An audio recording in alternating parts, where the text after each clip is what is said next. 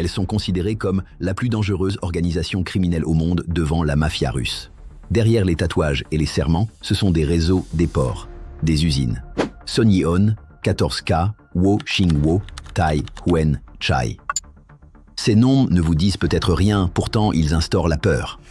Hier, des sociétés secrètes, aujourd'hui, des multinationales de l'ombre, et un nouvel empire reposant sur l'approvisionnement de drogues de synthèse, dont une implication majeure avec les cartels mexicains dans un ravage mondial.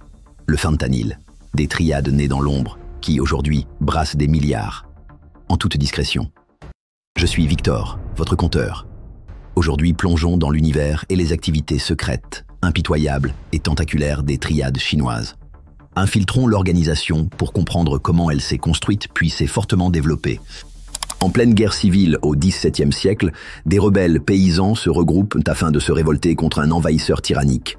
Ce sont les ancêtres des triades. Au départ, ce sont des sociétés secrètes chinoises basées sur des rituels, la loyauté et des codes. Peu à peu, l'entraide des civils et le combat contre les Ming devient un crime organisé, l'équivalent d'une organisation mafieuse. Avec les guerres et l'exil, ces sociétés s'installent à Hong Kong et Macao. Début du XXe siècle, l'arrivée des Occidentaux lance le trafic d'opium qui ravagera la population chinoise et dont les triades tirent les ficelles. C'est leur entrée dans le narcotrafic et le début de leur enrichissement. À la fin du XXe siècle, les triades modernisées contrôlent des pans entiers de l'économie souterraine, investissent la politique mais aussi l'économie officielle.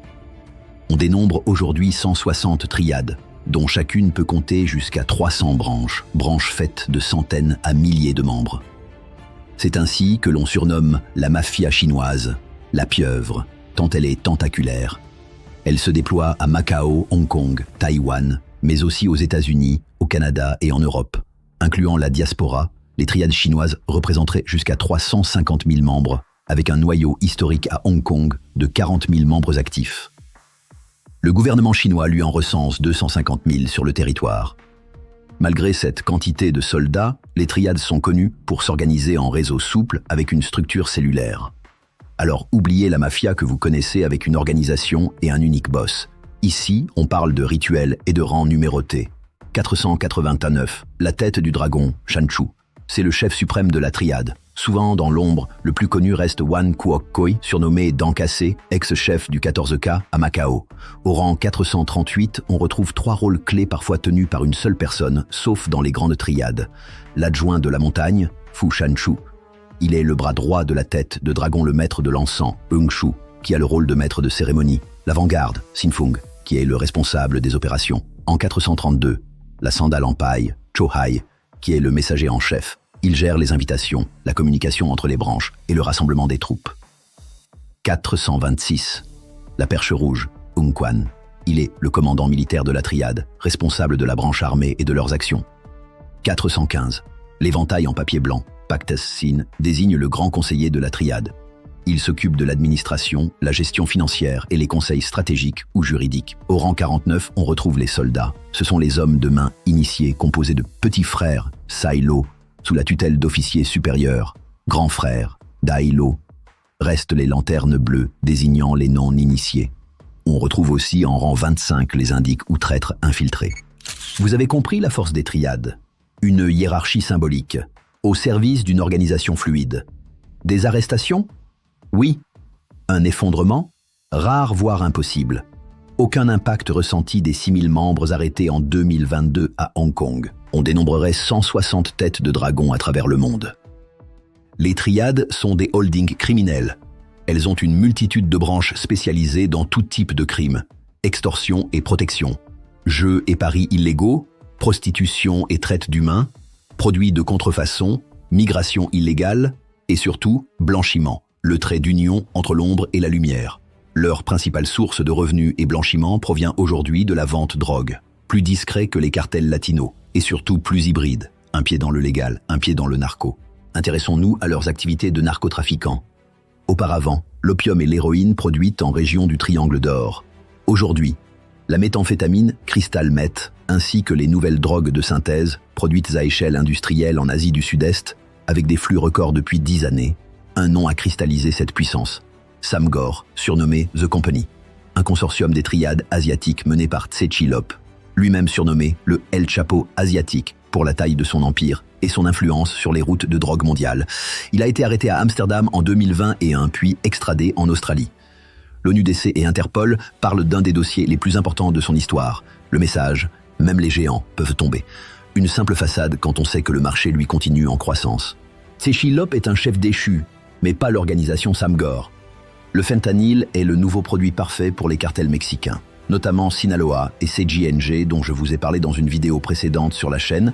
Le fentanyl est ultra rentable, 25 fois plus que les autres drogues, avec 50 000% de rentabilité du coût de production. Phénoménal. Et devinez d'où viennent la majorité des matières premières utiles à sa fabrication? Des usines dont le produit est estampillé RPC, République populaire de Chine. On retrace simplement la route de la drogue. Départ des matières depuis la Chine pour une arrivée au Mexique où elles sont transformées en fentanyl. Puis la marchandise prend diverses routes vers les États-Unis et l'Europe pour y être consommée. Mais ce n'est pas ce que vous croyez. Les triades historiques ne livrent pas des barils ou un produit aux cartels CJNG et Sinaloa, comme dans les films. Mais ce sont des réseaux chinois, criminels, commerciaux ou gris, qui fournissent une partie des ingrédients, mais aussi des services tels que des chimistes, des chaînes logistiques et des moyens de paiement.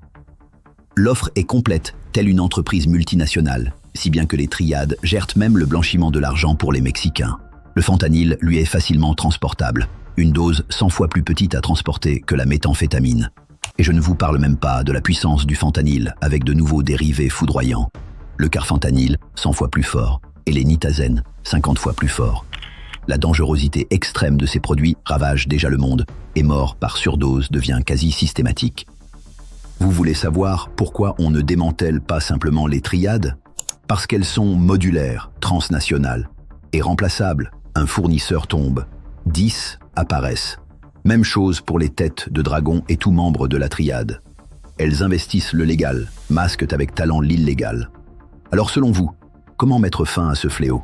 Faut-il viser les triades, les cartels mexicains, leurs chaînes logistiques ou simplement les consommateurs?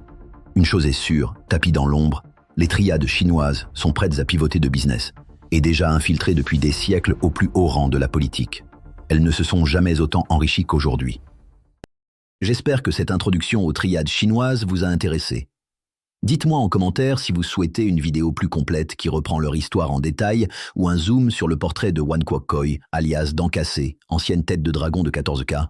Tout de suite, je vous propose une vidéo sur CJNG, troisième organisation criminelle au monde derrière les triades chinoises et la mafia russe, sujet que j'espère aborder prochainement. Également une recommandation de notre mini-série sur la vraie histoire de Pablo Emilio Escobar Gaviria. C'était Victor, votre conteur.